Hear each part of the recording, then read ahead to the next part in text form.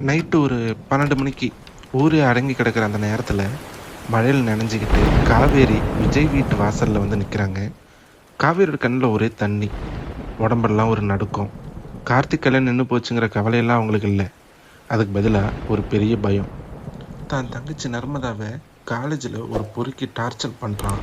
அவள காப்பாத்த வீட்ல ஒரு ஆம்பளை துணையே இல்லைங்கிற தவிப்பு தாங்க. விஜய் கிட்ட உதவி கேட்கலான்னு வந்தவங்கள அவங்களோட ஈகோ தடுத்து நிறுத்துது. வேணாம். இவன் கல்யாணத்த நிறுத்துனவன். இவன்கிட்ட போய் நிக்கக்கூடாது அப்படின்னு காவேரி திரும்பி நடக்க போறாங்க. ஆனா, சரியா அந்த நிமிஷம், "எங்கடி போற?" அப்படின்னு ஒரு சிம்மக்குரல். திரும்பி பார்த்தா, வாசல்ல விஜய். கொற்ற மழையில விஜயோட அந்த ஆழமான கண்கள பார்த்த உடனே காவேரிக்கு இருந்த ஈகோ, கோபம் எல்லாம் சுக்குநூறா உடைஞ்சு போகுது. எதுவும் பேசாம காவேரி நிக்க, விஜய் நேரா மலையில இறங்கி வந்து காவேரி கைய பிடிச்சு தர தரன்னு வீட்டுக்குள்ள இழுத்துட்டு போறாரு. உள்ள போனதும் விஜய் காவேரி கைய விட்டுட்டு ஒரு டவலை எடுத்து குடுக்குறாரு. "கல்யாணம் நின்னு போச்சுன்னு என்ன திட்ட வந்தியா? இல்ல அம்மு பாப்பாவ என்கிட்ட இருந்து பிரிக்க வந்தியா?"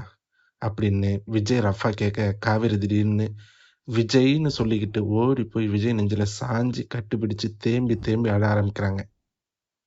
விஜய்க்கு ஒரு நிமிஷம் மூச்சே நின்னு போச்சு.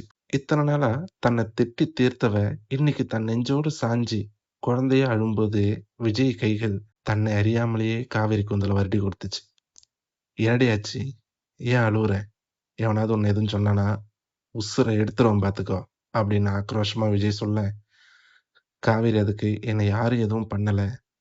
நர்மதாவ ஒருத்தன் டார்ச்சர் பண்றான். எனக்கு பயமா இருக்கு. எனக்கு வேற யாருகிட்ட போய் சொல்றதுன்னு தெரியலன்னு" அழுவுறாங்க. விஜய் காவேரி முகத்த பார்த்து அவங்க கண்ணீர தொடச்சு, "என்கிட்ட வரலன்னா வேற யார்கிட்டடி போவ? உன் கார்த்திக் மாப்பிள்ளைகிட்டயா? ச்சீ! நீ என் பொண்டாட்டிடி. உன் குடும்பம் தான் என் குடும்பமும். நீ ஒண்ணும் கவலைப்படாத. நான் பார்த்துக்கிறேன். இந்த விஜய் உயிரோட இருக்கிற வரைக்கும் உன் கண்ல இருந்து ஒரு சொட்டு கண்ணீர் கூட வரக்கூடாதுன்னு" சொல்றாரு. அந்த வார்த்தை காவேரி மனசுக்குள்ள ஒரு பெரிய பாதுகாப்ப காதுல விதைச்சுது. அடுத்த நாள் காலையில காலேஜ் வாசல்ல அந்த பொறுக்கி பசங்க நர்மதா வழிமறிச்சு வம்பு பண்ணிட்டு இருக்காங்க. தூரத்துல இருந்து இத பார்த்த காவேரி பதறி போய் ஓடி வராங்க. ஆனா அவங்க போறதுக்கு முன்னாடி ஒரு ஜீப் வந்து டயர் தேய்க்கிற சத்தத்தோட நிக்குது. உள்ள இருந்து நம்ம தலைவர் விஜய் இறங்குறாரு. எந்த பேச்சும் இல்ல. எந்த வார்னிங்கும் இல்ல. நேரா போனவரு அந்த பொறுக்கியோட காலர தூக்கி காத்துல பறக்க விட்டு ஒரே அடி. பையன் சுருண்டு விழுகுறான். "இனிமே இந்த பொண்ணு மேல ஒரு நிழல் பட்டா கூட உன்னை உயிரோட புதைச்சிடுவேன்" அப்படின்னு சொல்லிட்டு பயங்கரமா கர்ஜித்துட்டு அங்கிருந்து கிளம்புறாரு. காலேஜே மிரண்டு போய் நின்னு பாக்குது.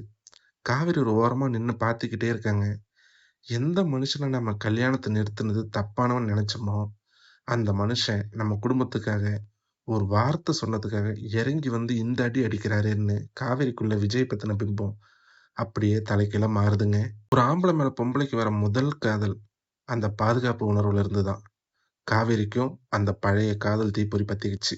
விஜய் நர்மதாவ அனுப்பி விட்டுட்டு ஜீப்ல ஏறப் போகும்போது காவேரி ஓடி வந்து விஜய் கைய பிடிச்சு தடுத்து நிறுத்துறாங்க.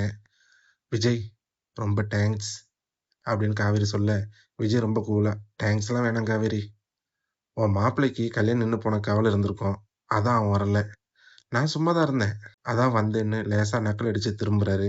காவேரிக்கு தாங்கல. டக்குன்னு விஜய் ஷர்ட்ட புடிச்சு தான் பக்கம் இழுத்து, "அந்த கார்த்திக் கல்யாணம் நின்னு போனது எனக்கு சந்தோஷம் தான்னு" ஒரு பயங்கர குண்டு தூக்கி போடுறாங்கங்க.